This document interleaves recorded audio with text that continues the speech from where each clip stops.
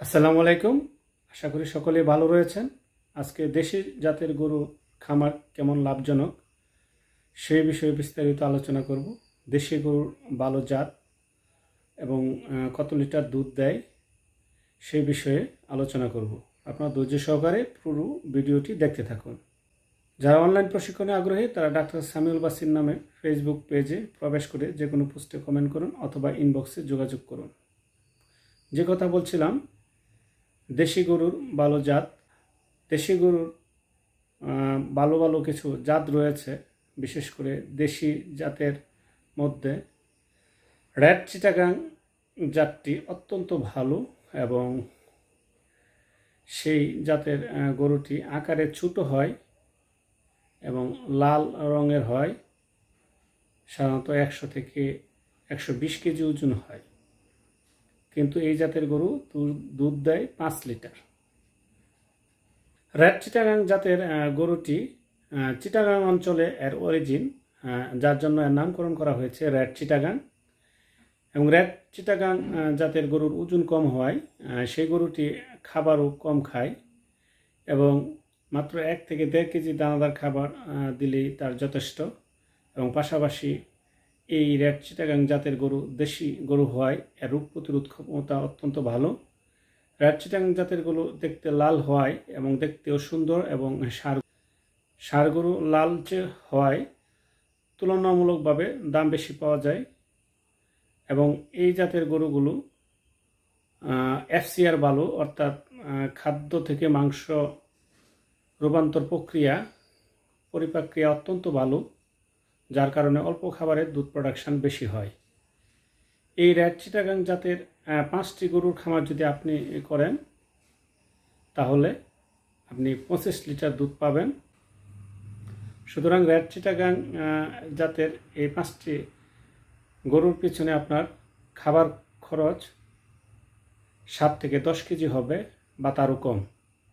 পর্যাপ্ত পরিমাণে যদি ঘাস খাওয়ান, এবং বর্তমানে উন্নত জাতের অনেক ঘাস রয়েছে, সেগুলো যদি খাওয়ান তাহলে দানাদার খাবার আরও কম লাগবে। এবং এই রেড চিটাগাং জাতের গরুটি বছরে একবার বাচ্চা দেয় এবং রিপিট ব্রিডিং সমস্যা হয় না। উন্নত জাতের গরুতে এই ধরনের সমস্যা প্রায় দেখা যায়, যে হিটে আসলে বীজ দিলেও বীজ রাখে না। উন্নত জাতের গরুগুলো যে সমস্যা পরিলক্ষিত হয়, দেশি গরুর জাতটি হয় এই রেড চিটাগাংয়ে, সেই ধরনের জটিলতার সম্মুখীন হতে হয় না। প্রতি বছর একটি করে বাচ্চা পাওয়া যায়। সাধারণত উন্নত জাতের গরু অত্যাধিক বেশি দুধ দেওয়ায় বিভিন্ন ধরনের জটিলতার সম্মুখীন হয়। ম্যাস্টাইটিস সহ অনেক রোগের প্রাদুর্ভাব খুবই বেশি হয়, যার কারণে অনেক খামারে হিমশিম খায়। যার কারণে রেড চিটাগাং জাত আমাদের দেশীয় জাত, সেই জাতটি ম্যাস্টাইটিস হওয়ার প্রবণতা কম। তাছাড়া অন্যান্য প্রসবজনিত যে সমস্যাগুলো, সেগুলো হয় না বললেই চলে, যেহেতু তার পুষ্টি এবং খাবার খুবই কম প্রয়োজন হয়, যার কারণে আপনি অল্প খরচে এই খামারটি করতে পারবেন। তাছাড়া রয়েছে মুন্সিগঞ্জ জাত এবং পাবনা জাত। এই মুন্সিগঞ্জ জাত এবং পাবনা জাত এবং রেড চিটাগাং জাত 3টি জাতই বর্তমানে বাংলাদেশে পাওয়া যায় এবং সেগুলো ভালো দুধ দিয়ে থাকে। তার মধ্যে রেড চিটাগাং জাতটি অন্যতম। সরকারিভাবে রেড চিটাগাং জাতের বীজ পাওয়া যায়, সেই বীজটি সংগ্রহ করা হয় এবং বীজটি দেওয়া হয়। এবং রেড চিটাগাং জাতের গরু লালন পালন করলে আপনার রেড চিটাগাং জাতেরই বীজ দিবেন এবং আপনি আশানুরূপ দুধ ভালো পাবেন। এই দেশি জাতগুলোর মধ্যে অন্যতম গুরুত্বপূর্ণ বৈশিষ্ট্য হচ্ছে বীজ দিলেই বীজটি ধরে যায় এবং বছরে একটি বাচ্চা পাওয়া যায়। এবং এই গরুগুলোর হিট বা ডাকেও স্পষ্ট আসে, সাইলেন্ট হিট অথবা অন্যান্য অস্পষ্ট হিট হয় না, যার কারণে স্পষ্ট হিট বা ডাকে আসার ফলে সময় মতো বীজ দেওয়া যায় এবং কনসিভ করার রেটও অনেক ভালো। সুতরাং বারবার বীজ দেওয়ার এই হয়রানি হয় না, রিপিট ব্রিডিং সমস্যা হয় না। এজন্য দেশি জাত পালন করলে আপনি প্রতি বছরই একটি করে বাচ্চা পাবেন। 5টি গাভীর খামার যদি আপনি করতে পারেন তাহলে প্রতি বছরই আপনি 5টি বাছুর পাবেন, যার ফলশ্রুতিতে আপনার বাছুর সংখ্যা বৃদ্ধি পেতে থাকবে। এবং যেহেতু রোগবালাই খুব কমই হয়, শুধুমাত্র আপনারা গবাদি প্রাণীর যে 5টি গুরুত্বপূর্ণ ভ্যাকসিন রয়েছে, লাম্প স্কিন ডিজিজ, খোরা রোগ, তরকা, বাদলা এবং গলাফোলা, এই 5টি রোগের ভ্যাকসিন দিয়ে দিবেন এবং পরিকল্পনা অনুযায়ী গড় করবেন। এই বিষয়ে আমার একটি ভিডিও রয়েছে, আপনারা দেখে নেবেন, আপনারা অবশ্যই লাভবান হবেন। আর দেশি গরুর মধ্যে এই রেড চিটাগাং জাতটি যেমন দুধ প্রোডাকশন বেশি দেয়, তেমনি তার রোগবালাই কম হয় এবং তার খাবার খুব কম প্রয়োজন পড়ে। উন্নত জাতের গরুগুলো বেশি খাবার প্রয়োজন হয়, কোনো কারণে যদি কিছু কম খাবার দেন তাহলে সেটির স্বাস্থ্যে মারাত্মক হ্যাম্পার ঘটে, ক্ষতিগ্রস্ত হয়। কিন্তু দেশি গরুর ক্ষেত্রে 2-1 দিন খাবারের ঘাটতি হলেও তার স্বাস্থ্যহানি ঘটে না এবং দেশি গরুর রোগ প্রতিরোধ ক্ষমতা বেশি হওয়ায় খাবারজনিত রোগগুলো খুবই কম হয়।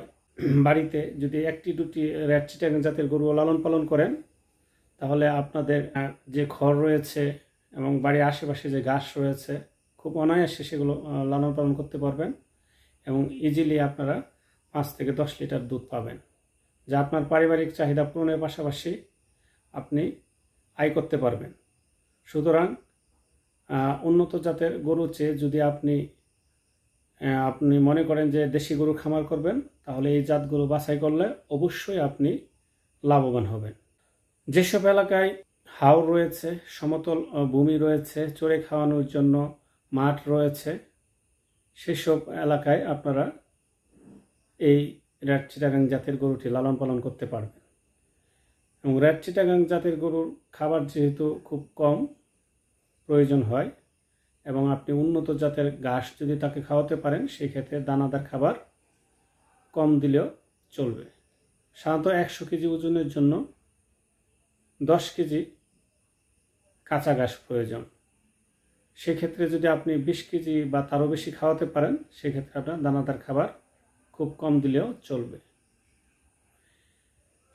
সুতরাং এই ঘাস এবং খড় এবং আপনি অল্প পরিমাণ কিছু খাবার খেলে আপনি দেশি গরু লালন পালন করতে পারবেন। এবং দেশি গরু লালন পালন করা অনেকটাই সহজ, যেহেতু রোগবালাই কম হয়, তার মেনটেনেন্স কম হয়, আমাদের দেশের তাপমাত্রায় সে সহ্য করতে পারে এবং যে কোনো অবস্থায় রাখা যায়। সুতরাং দেশি গরু লালন পালন করলে আপনি অবশ্যই লাভবান হবেন। আর উন্নত জাতের গরু লালন পালন করতে গেলে আপনাকে অবশ্যই প্রশিক্ষণ নিতে হবে এবং অভিজ্ঞতা থাকতে হবে, তা না হলে আপনি লসের সম্মুখীন হতে পারেন। এবং আপনাকে পর্যাপ্ত পরিমাণে খাদ্যের যোগান দিতে হবে, সেই সামর্থ্য থাকতে হবে। তা না হলে তাকে একদিন খাবার দিবেন, অন্য দিন দিতে পারবেন না, এরকম হলে বা দেশি গরুর মতো কোনো রকম খড় এবং ঘাস দিয়ে লালন পালন করার চিন্তা করলে আপনি অবশ্যই লসের সম্মুখীন হবেন।